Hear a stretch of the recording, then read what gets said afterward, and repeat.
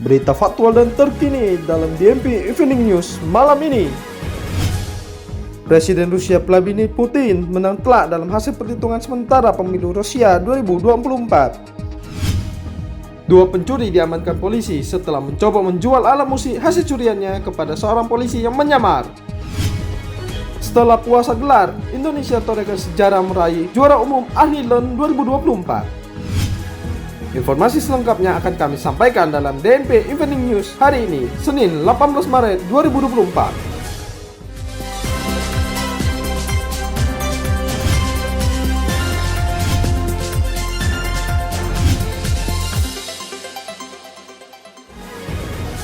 Kita ke informasi yang pertama. Dua pencuri diamankan polisi usai menggondol sejumlah alat musik di sebuah gereja di Jalan Sempang, Sumatera, Kecamatan Sanawetan, Kota Blitar, Jawa Timur.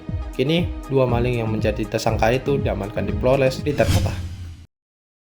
Wakapolres Blitar Kota Kompol Igede Swartika kepada awak media pada Jumat 15 Maret 2024 lalu mengatakan bahwa kejadian tersebut terjadi pada awal Maret lalu dan pelaku diamankan dalam 24 jam setelah laporan diterima.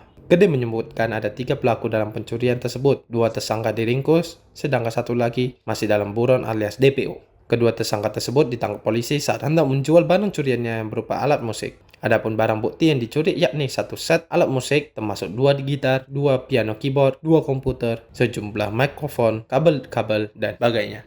3 orang tersebut yakni MR berusia 52 tahun, DK berusia 43 tahun, dan AS memiliki peran masing-masing. AS diduga sebagai otak pencurian dengan lebih dahulu mengintai lokasi beberapa hari sebelumnya. Sementara MR dan DK berperan sebagai eksekutor.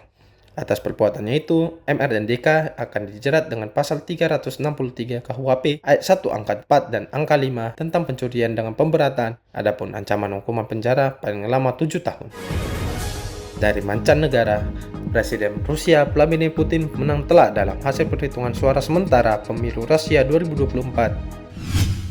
Putin meraih 87,8 suara yang merupakan hasil tertinggi dalam sejarah Rusia pasca runtuhnya Uni Soviet. Dilansir kantor berita Reuters Senin 18 Maret 2024 lalu, Putin meraih rekor kemenangan telak pasca Soviet dalam hasil perhitungan sementara pemilu Rusia pada Minggu 17 Maret waktu setempat. Hal itu memperkuat cengkramannya pada kekuasaan dalam kemenangan yang menunjukkan bahwa Moskow benar-benar dalam tindakan melawan Barat. Putin yang pertama kali naik ke tampuk kekuasaan pada tahun 1999 menegaskan hasil pemilu tersebut harus memberikan pesan kepada Barat bahwa para pemimpinnya harus memperhitungkan keberanian Rusia. Hal itu baik dalam kondisi perang maupun damai. Pusat Peneliti Opini Publik Rusia menempatkan Putin dalam posisi 87,0% suara. Hasil resmi pertama menunjukkan bahwa jajak pendapat tersebut akurat. Sementara itu, Amerika Serikat, Jerman, Inggris, dan negara-negara lain mengatakan bahwa pemungutan suara tersebut tidak bebas dan tidak adil karena pemenjaraan, lawan politik, dan sensor yang dilakukan. Dalam pidato kemenangannya di Moskow, Putin berjanji akan memprioritaskan penyelesaian tugas-tugas yang berkaitan dengan apa yang dia sebut sebagai operasi militer khusus Rusia di Ukraina. Putin mengatakan akan memperkuat militer Rusia. Selanjutnya kita akan masuk ke dalam segmen Salam Olahraga. Indonesia borong 2 gelar All England 2024. Jonathan Christie memenangkan duel All Indonesia Final, sementara duet Fajar Alfian dan Muhammad Rian Ardianto sukses mempertahankan gelar. Yohanes Pasaribu melaporkan selengkapnya. All England 2024 menyajikan All Indonesian Final di sektor tunggal putra. Antoni Sinisuka Ginting lolos ke babak final usai mengalahkan atlet asal India, Lakshya Sen. Ia menghadapi rekan senegara, Jonathan Christie, yang mengalahkan atlet asal Prancis, Christo Popov. Jual beli serangan terjadi di antara keduanya, namun kesalahan-kesalahan kecil yang dilakukan Ginting membuat Jojo unggul dalam 2 set langsung, 21-15 dan 21-14. Indonesia menambah gelarnya di sektor ganda putra. Duet Fajar Alfian dan Muhammad Rian Ardianto menghadapi misi mengakhiri puasa gelarnya sejak All England tahun lalu. Di babak final, dua Fajri menghadapi pasangan dari Malaysia, Aaron Chia dan Soh Hui Yik. Permainan apik dua Fajri memastikan kemenangan mereka dalam 2 set langsung, 21-16 dan 21-16. Kemenangan ini memutus puasa gelar mereka sekaligus mempertahankan gelar All England yang mereka raih tahun 2023 lalu. Yohanes Pasaribu melaporkan untuk DNP News. Manchester United mengalahkan Liverpool di babak perempatan final FA Cup.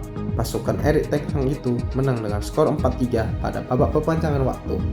Selengkapnya bersama Kevin Manoy. Manchester United menjamu Liverpool di babak perempat final FA Cup. Pasukan Erik ten Hag itu memiliki misi untuk menjaga peluang meraih 1 piala tersisa tahun ini. Tim tuan rumah berhasil unggul lebih dahulu melalui gol Scott McTominay di menit ke-10. Tertinggal lebih dulu, The Reds membalas dengan 2 gol dari Alexis McAllister di menit ke-42 dan Muhammad Salah di fase injury time. Pertandingan berjalan semakin sengit di babak kedua, namun pasukan Setan Merah baru bisa menambah gol di menit ke-87 melalui Anthony. Pertandingan pun berlanjut di fase perpanjangan waktu. Harvey Elliott membuka harapan pasukan Jurgen Klopp melalui gol di menit ke-105. Namun asa itu tidak berlangsung lama ketika Marcus Rashford mencetak gol penyeimbang di menit ke-112. Amad Diallo memberikan gol kemenangan bagi Manchester Merah di menit akhir babak waktu tambahan. Pertandingan pun berakhir dengan skor 4-3. Di babak semifinal, Manchester United akan menghadapi Coventry City. Tim Divisi 2 itu sukses melaju ke babak 4 besar usai mengalahkan Wolverhampton Wanderers dengan skor 3-2.